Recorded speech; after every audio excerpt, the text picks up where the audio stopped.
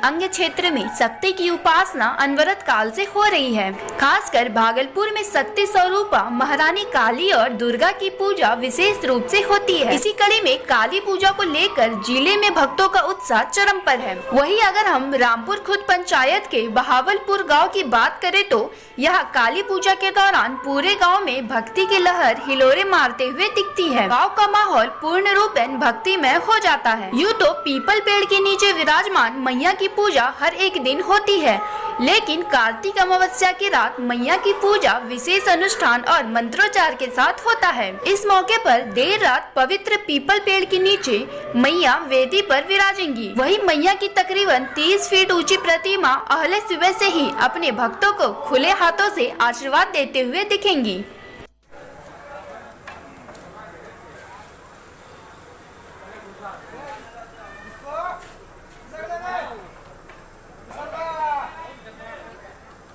मंदिर के मेढ़पति अजय सिंह की माने तो आज से करीब 400 साल पहले उनके पूर्वज काली सिंह को मैया ने सपने में विधिवत मंदिर की स्थापना कर पूजा करने का आदेश दिया था। वहीं मैया का आदेश होने पर उस समय से काली महारानी की विधिवत पूजा जारी है। मेढ़पति अजय सिंह ने बताया कि मैया खुले में ही रहना चाहती है। पहले मैया बेल के पेड़ के नीचे विराजमान थी, लेकिन उसी जगह अब पीपल के विशालकाय पेड़ ने मैया को छांव देना शुरू कर दिया है। मैया के लिए कई बार मंदिर बनाने का प्रयास किया गया, लेकिन हर बार मां ने अपने भक्तों को मंदिर नहीं बनाने की नसीहत दी। यही कारण है कि मां जहां विराजमान है वहां कोई मंदिर नहीं है। वहीं दूसरी ओर पूजा के दौरान कोविड-19 को लेकर जारी गाइडलाइंस का पालन किया जाएगा। वहीं मैया की प्रतिमा को एक और जहां अंतिम रूप दिया जा रहा था, वहीं दूसरी ओर भक्तों के संभावित भीड़ को देखते हुए मंदिर प्रशासन द्वारा परिसर में सामाजिक दूरी का अनुपालन करवाने के लिए वृत्ताकार घेरा बनाया जा रहा था।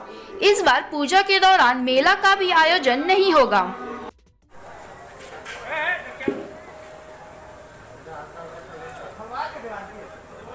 आज माता की प्रतिमा किस समय प्रतिस्थापित की जाएगी? आज 10 बजे रात्रि में माँ की प्रतिमा स्थापित की जाएगी। उसके बाद पूजा प्रारंभ हो जाएगा। करीब 12 बजे रात्रि से पूजा प्रारंभ होगा और 6 बजे सुबह तक पूजा कंटिन्यू रहेगा चालू। उसके बाद बलि का कार्यक्रम है, दिन भर बलि का कार्यक्रम है। अगर बहावलपुर काली की बात करें तो अपने आप में खासा महत्व रखती है। अगर कुछ बता सकें जो हमारे दर्शक इसे देखे। 400 वर्ष पूर्व मैया काली की यहाँ स्थापना हुई है। एक काली सिंह नाम के आदमी को आया था, हम लोग उनका 9वां पीढ़ी है। और गुरियानी नदी में उनको काली माँ आई थी। गांव आने के बाद यहाँ स्थापित किया गया। पहले बेलगाछ में, फिर पीपल गाछ, फिर पीपल गाछ हुआ। अपरूपी भी पीपल गाछ है। माँ ने उसी समय ग्रामीणों को तो पीपल का सभी मौजूद है। हाँ, नहीं, पुराना पीपल खत्म हो गया, उसी से पीपल निकला है। जी जी। और माँ ऐसा दिए है लोग को कि मंदिर नहीं बनना है। इस बार जो है मूर्ति क्या कुछ ऊंचाई जो हमेशा ऊंचाई कुछ नहीं है। ऊंचाई जो कितना इस बार ऊंचाई 32 फीट है ऊंचाई। 32 फीट। ऐसा नहीं है ना हर साल कुछ ना कुछ ना ऐसा नहीं, ऐसा कोई नियम नहीं है। ऐसा कोई नियम नहीं है। हाँ, और मूर्ति जो साइज है वही बनती हुई है। विसर्जन का क्या समय है? विसर्जन का हम लोग 17 को यहाँ से 10 बजे सुबह से निकल जाएंगे। सुबह उठेगा 6 बजे ही सुबह, लेकिन यहाँ से निकलते ट्रैक्टर पर लोड करने के बाद 10 बज जाएगा। उसके बाद इधर प्रखंड मुख्यालय हॉस्पिटल होते हुए बाईपास कंजा चौक होते हुए चंपा नदी में विसर्जन करेंगे 17 तारीख को। बहावलपुर की काली महारानी अपने आप में खास महत्व रखती है, इसके बारे में कुछ बताइए। खास महत्व इसलिए रखती है कि इनके लिए जो मंदिर निर्माण की बात हुई थी, वो मंदिर न केवल 3 बार गिरा और हर बार गिरने से पहले माँ ने दर्शन दिया एक ब्राह्मण को, जिसके घर में पहले काली स्थापित होती थी, पूजा होती थी, प्रतिमा वहीं स्थापित होती थी। और बार बार कहती रही कि मंदिर में नहीं, हमको पेड़ के नीचे ले जाकर स्थापित है। लेकिन ब्राह्मण और गांव वालों के समर्थन से, हिम्मत बढ़ाने से मंदिर का काम बार बार किया जाता रहा। दो बार मंदिर का निर्माण लिंटर तक पहुँचने के बाद दीवार गिर गई। फिर स्वप्न हुआ, फिर मतलब कि वही धमकी दी गई। तीसरी बार जब शुरू हुआ तो उधर मंदिर की दीवार भी गिरी और ब्राह्मण का जनाजा भी निकला। और अंततः तब गांव वालों को समझ में आया, भय से लोगों ने तब यहाँ पर एक पीपल के नीचे जब आज प्रतिमा विराजित होती है, वहाँ बेल का पेड़ हुआ करता था। उसी जगह स्थापित कर दिए। और बेल के नीचे बहुत वर्षों तक पूजा होते होते उसमें एक पीपल निकल गया, जिसने पूरे बेल को निकल गया। और वो पीपल फिर आबाद हो गया, विशाल रूप धारण कर लिया। वहीं पर इस विशाल काली की प्रतिमा स्थापित होती है। और धीरे धीरे कालक्रम में वो पेड़ भी मिल गए। तो 10, 12, 15 साल तक कम से कम मेरे सामने उस समय मैं खुद ही पूजा का अग्रणी था। वो पेड़ मर गया, तना सिर्फ शेष रह गया। 10-15 साल के बाद उसमें से एक नया पीपल निकला और फिर वो पीपल अभी खड़ा है। उसी के नीचे में हर साल पूजा की जा रही है और सब अमन चैन है गाँव। सर, मैया खुद नहीं चाहती कि मेरा मंदिर का निर्माण हो, और मैया के मतलब कि जो आदेश है, मैया का निर्देश अनुसार ही। मेरी माँ काली का प्रकृति प्रेम अनुपम है। ये आम के बगीचे में रहती हैं और पीपल के तले निवास करती हैं। सर, यहाँ से भक्त का आना कहाँ से होता है और मैया उनकी मनोकामनाएं किस प्रकार से पूरी करती है? ये तो भक्त जाने, लेकिन साल दर साल बढ़ने वाली भीड़ कहती है कि आस्था लोगों की मजबूत हो रही है। क्यों हो रही है, कैसे हो रही है, उनको क्या लाभ मिल रहा है, नहीं मिल रहा है, ये तो वो जाने अपना, क्योंकि हम लोग सर्वे तो करते नहीं है किसी का। लेकिन बढ़ती भीड़ से ये पता लगता है कि निश्चित ही माँ के प्रति कुछ न कुछ उन लोगों को है और इनका असर भी है उसके अंदर में। कुछ पूजा के बारे में बताओ, जैसे पूजा के बारे में क्या सावधानियां रखनी चाहिए मैया के पूजा करने के समय? कौन से प्रसाद का भोग इनको लगता है, कुछ बताओ। तो भोग का है ना, जिसमें मध्य रात्रि में स्थापित होगी, वहीं से पूजा शुरू होगी, एकदम आज सुबह तक पूजा चलेगी। और उसके बाद भोग में यहाँ पर अरबा, चूड़ा, दही और मिष्ठान वगैरह का यही भोग लगता है, वही दिन रात चलते हैं। इस बात का विसर्जन कब होना है? मैया की प्रतिमा प्रतिष्ठापित कब होगी और विसर्जन कब होगा? आज 14 तारीख, आज मध्य रात्रि में स्थापित होगी। और जैसा कि समिति वालों ने सबने मिलकर तय किया है, 17 को इसका विसर्जन। कोरोना काल का सर पहला पूजा है। कोरोना के चलते फिर ये पड़ा कि जो मेले का आयोजन होता था ना, वो आयोजन इस बार नहीं हो रहा है। और ऊपर से हमने भी बहावलपुर में विराजमान काली महारानी की विसर्जन यात्रा में भी इस बार परिवर्तन किया गया है। इस संबंध में मंदिर के पूर्व मेड़पति और पत्रकार राजेंद्र सिंह ने बताया कि वर्षों से मां की विसर्जन यात्रा नाथनगर रेलवे संपार होते हुए मुख्य बाजार पहुंचती थी। वहां से फिर चंपानगर गंगा घाट में मैया की प्रतिमा को विसर्जित किया जाता था। लेकिन रेलवे लाइन पर विद्युत तार होने के कारण मैया की विशाल प्रतिमा को वहां से निकालना असंभव है। यही कारण है कि इस बार मैया की विसर्जन यात्रा बाईपास होते हुए सीधा विसर्जन घाट चंपानगर पहुंचेंगी। पूर्व में 2 साल पूर्व ये विसर्जन के लिए प्रतिमा नाथनगर से होती हुई चंपा नदी तक जाती थी। लेकिन ये रेलवे लाइन में इलेक्ट्रिफिकेशन के चलते और इनकी ऊंचाई के चलते उधर जाना संभव नहीं है। मजबूरी में हम लोग बाईपास पकड़ करके जाते वही हैं चंपा नदी तक, लेकिन शहर होकर नहीं। जिसका नतीजा है कि शहर बिल्कुल विसर्जन में सुना लगता है। इस प्रतिमा के जाने से जो उत्साह बनता था नाथनगर के लोगों में, इसको देखने दूर दूर से लोग रात जगह करते थे यहाँ पर, तो खत्म हो गया। मेला केवल स्थान पर ही इस बार नहीं, ये मेला लगातार और नाथनगर में विसर्जन के समय में लगने वाला जो रहता था वो हमेशा के लिए टिका पड़ा। भागलपुर में दिवाली के मौके पर मोदी मिठाई की जमकर डिमांड हो रही है। यही नहीं, मोदी मिठाई के शौकीन इसके जायके का लुत्फ ना उठाए, भला ये कैसे हो सकता है। मोदी मिठाई लेने के लिए जय माता दी कैटर्स में लोगों की अच्छी खासी भीड़ देखी गई। इस संबंध में जय माता दी कैटर्स के संचालक लालू शर्मा ने बताया कि जैसे आज विश्व में पीएम मोदी का डंका बज रहा है और लोग मोदी के कार्यों से प्रभावित हो रहे हैं, ठीक उसी भांति मोदी मिठाई को खाने वाले इसका स्वाद कभी नहीं भूल पाएंगे। ये बताइए, मोदी मिठाई कौन सा मोदी, बड़ा या छोटा मोदी? नहीं, बड़ा मोदी। हाँ, बड़ा मोदी का मतलब हम लोगों का है भाई नरेंद्र मोदी, और मोदी जी के नाम पे ये लड्डू हम लोगों ने बनाया। ये लड्डू जब आप देखेंगे तो इसमें भारत का सारा रंग है, हमारी सभ्यता का, हमारी संस्कृति का और हम लोगों के नेचर का। ये जो 3 कलर है, सफ़ेद, केसरिया और हरा, ये मोदी लड्डू हम लोगों ने नाम इसलिए दिया है कि हम चाहते हैं भारत की जितनी भी नेता श्रेणी के लोग हैं वो एक ही विचारधारा से सोचे, देश देश देश।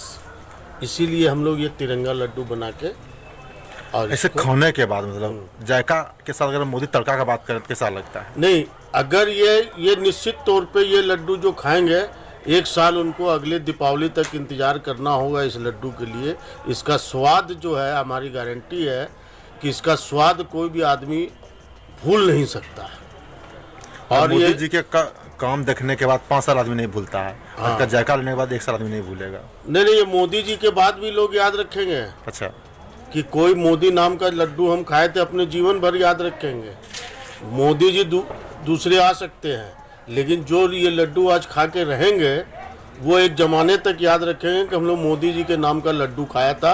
और उस लड्डू में इतनी शुद्धता थी, इतना स्वाद था, और सबसे ख़ास बात ये थी कि उस लड्डू के अंदर हम लोगों का जो बनाने का तरीका, जो कारीगर का या हमारा या बेचने का तरीका, किसी में भी व्यवसायिक नहीं है, इसलिए कि इसमें स्वाद ज़्यादा है।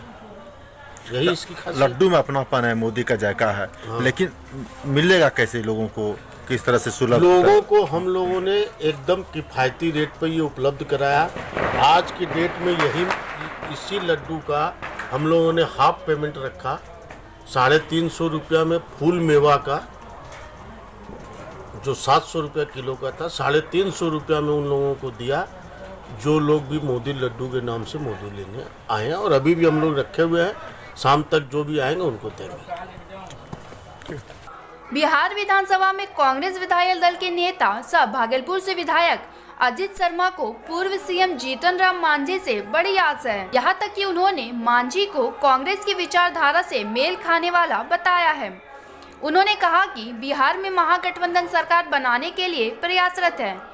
इस दौरान उन्होंने कहा कि जल्द ही मांझी उनके पाले में आ जाएंगे। दरअसल अजित शर्मा विधायक दल के नेता चुने जाने के बाद पहली बार अपना गृह जिला भागलपुर पहुंचे। वह अपने आवास पर कार्यकर्ताओं के साथ दिवाली मना रहे थे। इसी दौरान उन्होंने प्रदेश में सरकार बनाने का दावा किया है। हालांकि उन्होंने ये भी कहा कि अगर सरकार नहीं बनती है तो विपक्ष में रहकर भी वह आम लोगों से जुड़े मुद्दे को जोर शोर से सदन में उठाएंगे।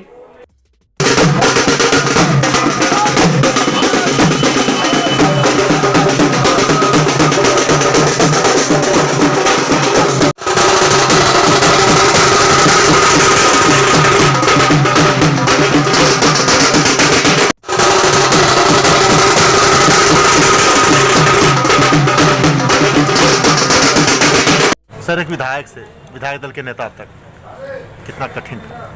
सबसे पहले तो इस दीपावली के अवसर पर मैं पूरे भागलपुर के भाई बहनों और पूरे बिहार के जनता को दीपावली की हार्दिक शुभकामनाएं देता हूं और मां लक्ष्मी से प्रार्थना करता हूं सभी भाई बहनों का पूरे बिहार में जो मनोकामना है वो पूर्ण हो। साथ ही साथ आज मैं सोनिया गांधी जी आदरणीय अध्यक्षा को और आदरणीय राहुल गांधी जी को जो विश्वास मेरे ऊपर करके विधायक दल का नेता बनाए हैं, मैं आपको बताऊं उसी विश्वास के साथ पूरी बिहार की जनता की अपेक्षाओं पर खरा उतरूंगा और उनकी जनता की आवाज़ बन के, चाहे वो रोजगार का मामला हो युवकों का, चाहे ये स्वास्थ्य में जो गड़बड़ियां हैं, जो स्वास्थ्य का इलाज बढ़िया से नहीं हो रहा है, या शिक्षा व्यवस्था में परिवर्तन करना हो, या जैसे यहाँ का बुनकर लोग हैं पूरे भागलपुर बिहार में, उनकी आर्थिक स्थिति सुधार के उनको विश्व स्तरीय बनाने का, हवाई सेवा यहाँ जो पुरानी मांग है उसको पूरा करने का, ये तो भागलपुर का मामला है।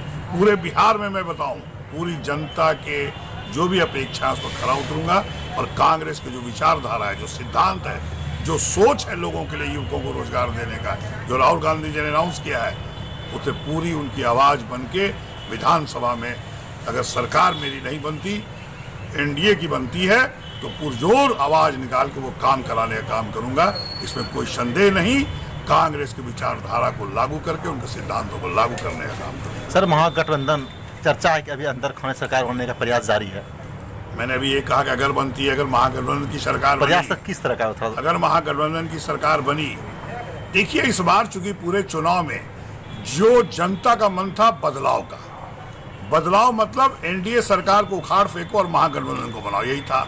लेकिन निश्चित तौर पर जनता के जो मत हैं उसका अपहरण कर लिया गया है।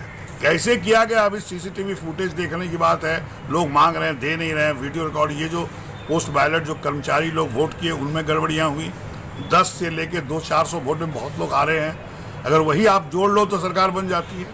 तो जनता तो चाहती है महागठबंधन सरकार बने, इसलिए मैंने कहा अगर एनडीए की सरकार बनती है, अगर मेरी महागठबंधन की बनी, तो बिल्कुल कांग्रेस का जो राहुल गांधी जी ने जो बोला है वो सारे मैं काम करूंगा। और एनडीए की भी बनती है, उनकी शक्ति पर पूरी आवाज बनकर मैं आपको विधानसभा में आवाज उठाकर काम करा। सुई जो है अटकी हुई है मांझी और वीआईपी। एक मिनट रुकना। मांझी और सहनी पर सुई अटकी हुई है सरकार बनाने ना बनाने का, तो कैसा रिस्पॉन्स आ रहा है? देखिए, मांझी जी पहले से भी हम लोग के सरकार में रहे हैं, कांग्रेस के साथ रहे हैं। उनको सोचना है, चूंकि उनका विचारधारा सेकुलर मिजाज का है, उनको तो सोचना पड़ेगा। अब क्या करते हैं वो जाने, लेकिन अगर हम लोग का साथ देते हैं तो निश्चित तौर पर आदरणीय तेजस्वी यादव जी ने पहला कैबिनेट बैठक में 10 लाख सरकारी नौकरी की बात की है, तो काम होगा। हम लोग सिर्फ काम करने के लिए आ रहे हैं इस बार। और लोग एनडीए की सरकार क्या कहती है कि जंगल राज 15 साल देखिए। अरे पीछे मुड़ के चलोगे तो आगे ठोकर के गिर जाओगे। पीछे हम लोग बच्चों को सिखाते हैं, पीछे मत देखो, आगे। तुम्हारा एग्जाम अगर खराब हो गया उसको मत देखो, आगे तुम्हें एग्जाम में फर्स्ट कैसे आओगे उसकी तैयारी करो। हम लोग पूरा सोच के तैयार हैं। अगर सरकार बनती है तो पूरे जनता का विकास, रोजगार मिलेगा, स्वास्थ्य की स्थिति बदलेगी, शिक्षा की स्थिति ठीक होगी। और जो ये समान काम समान वेतन की बात है शिक्षकों का, उसको भी लागू करेंगे।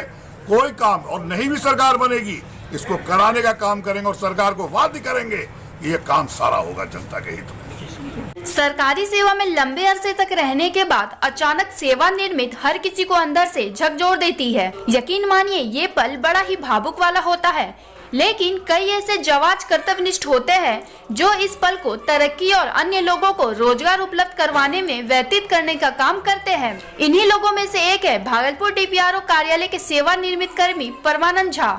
सीतामढ़ी जिले के गाड़ा निवासी परमानंद झा लंबे अरसे तक भागलपुर में रहे। इस दौरान उन्होंने पत्रकारों को अपने कार्यों से मंत्रमुग्ध कर दिया था। अपने निवास स्थान गाड़ा के ब्रह्म स्थान में प्रमिला नाम से हार्डवेयर का दुकान खोलकर कई लोगों को रोजगार दिया है। यही नहीं, इन्होंने मोमबत्ती बनाने का काम शुरू कर कई लोगों को, खासकर महिलाओं को आत्मनिर्भर बनाने का काम कर दिया है। दुकान का विधिवत उद्घाटन परमानंद झा के पिता अनिरुद्ध झा ने किया है।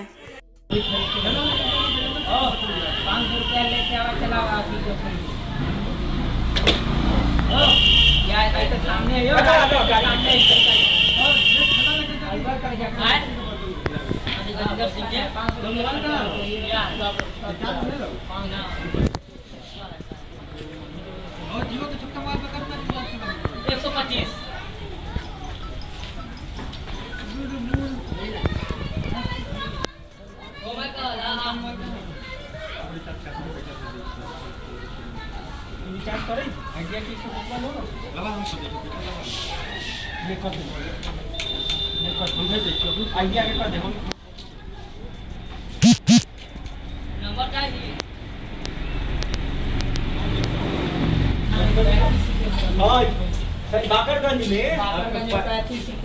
30 साल के रेट में